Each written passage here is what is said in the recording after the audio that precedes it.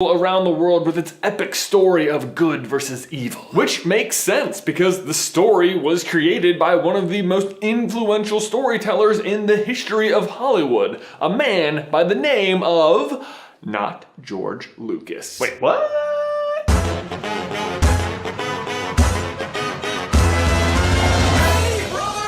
What is this blasphemy? Everyone knows George Lucas wrote Star Wars, right? And yes, that's true. But did you know that Star Wars, as we know it, would not exist without the help of a brilliant scholar by the name of Joseph Campbell? See, Campbell uncovered what many regard as the secret sauce of powerful storytelling. A sauce that would eventually become the basis for Star Wars and lead George Lucas to call Joseph Campbell my Yoda. His Yoda, not my Yoda. My Yoda is Yoda. But still, that's pretty high praise from the guy who invented Yoda. Although honestly, I'm not sure how much credit George Lucas deserves, because at different points in the process, he wanted to call Yoda Buffy, have him be blue. At one point, he was a garden gnome. And I kid you not, at one point, he wanted to have a monkey in a mask be the on-screen portrayal of Yoda. That is not a joke. Kidding me, are you, George Lucas? I think that was pretty spot on Yoda, right? Similar to Yoda, though, Joseph was a bit of a hermit. As an unemployed man during the Great Depression, he spent 5 years alone in a cabin in the woods studying all of the great stories from different cultures from all around the world.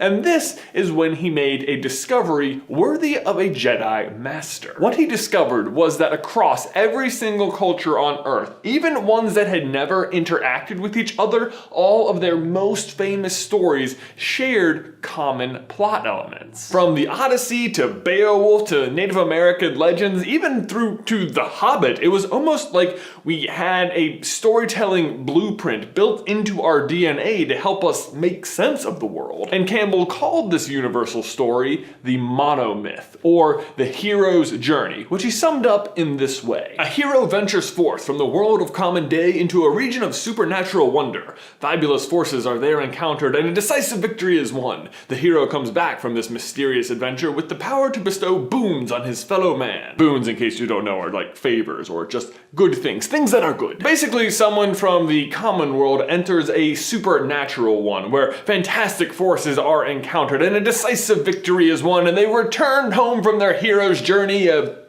hero. And he published this concept in his book, The Hero with 1,000 Faces. Each hero, no matter what face they are, all go through a similar series of events on their hero's journey. There's like 17 outlined in the book, but 5 of the more common ones are: 1. The call to adventure, where the hero is asked to leave their home. 2. The refusal of the call, where they decide, man, they don't want to go. Spoiler, they do. 3. The crossing of the threshold, where they actually leave their home and enter the fantastic world of the unknown. 4. The road of trials, where they face many different challenges and often pick up a bunch of new allies. And finally, the ultimate boon, where they accomplish their ultimate goal. So that book is published in 1949. Fast forward a couple of decades, and George Lucas, hot off the success of his first film, American Graffiti, wants to create his next movie, a Flash Gordon-style space adventure. Now, much like Flash Gordon, he knew he wanted the movie to start with a scrolling text, but the Star Wars is like a 2-hour movie, and that only takes up like 30 seconds, and the rest of his script kind of stunk, so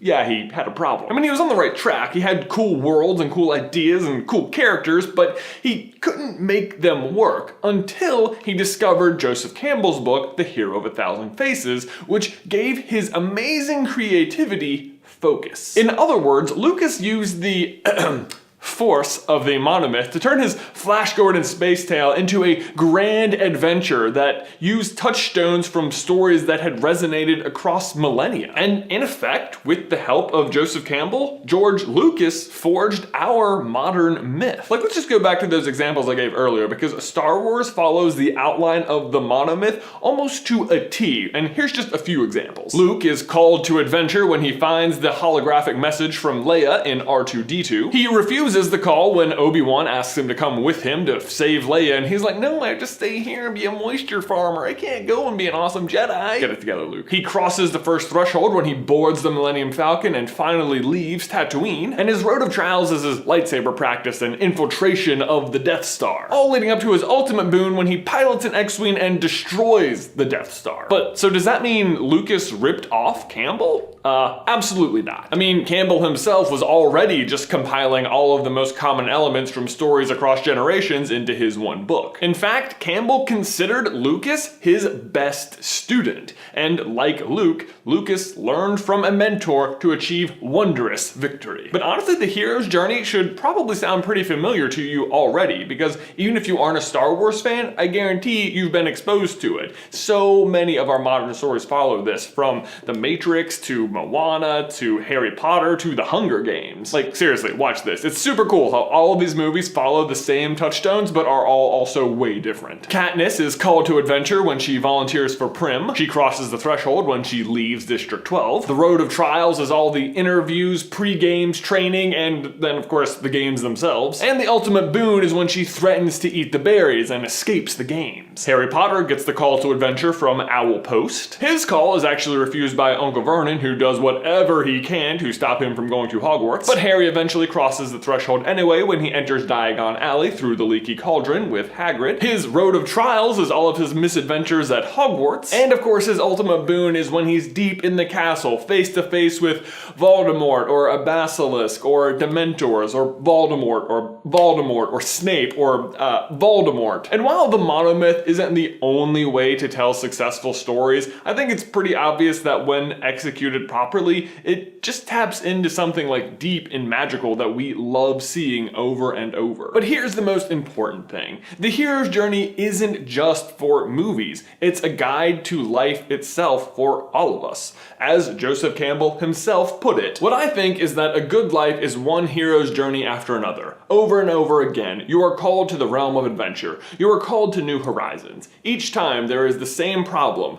Do I dare? There's always a possibility of a fiasco, but there's also a possibility of bliss. So follow your bliss, hero, and may the force be with you. May the odds be ever in your favor. And it's Leviosa, not Leviosa. Also, before we go, I want to give a quick shout out to a one T. Michael Martin, author of Mr. Fahrenheit and the Endgames. He approached me with the idea for this video a couple of months ago and was kind enough to do a large part of the script writing for me. Could not have done it without him. He also has his own personal channel right here on YouTube. I highly recommend you go check it out. Also, if you'd like to learn more about the Hero of a Thousand Faces, I'll leave a link to it on Amazon down below so you can check it out for yourself. But Ben, that's all I've got for you today, man. My question for you and everyone else is, what is another story you have read that follows the outline of the monomyth? Let me know in the towel section down below. These socks are amazing! Guys, thanks for watching. As always, please remember to like this video if you haven't already, and subscribe so you don't miss any future videos from us. If you want to see some videos about other common movie tropes, you can check out this one right here where we talk